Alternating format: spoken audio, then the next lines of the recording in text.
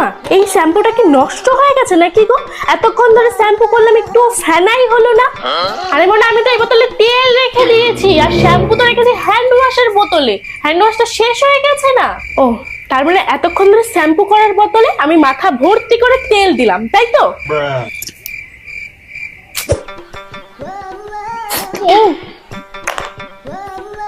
ও মা, এই বিস্কুট গুলোতে সার্ফের গন্ধ কেন বেরোচ্ছে? সার্ফের গন্ধ বেরোচ্ছে?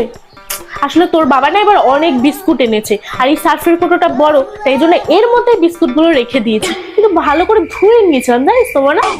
তুমি এগুলো কেন করো মা? এই অদল বদলটার দরকারটা কি? জলটা এরকম টেস্ট লাগছে কেন?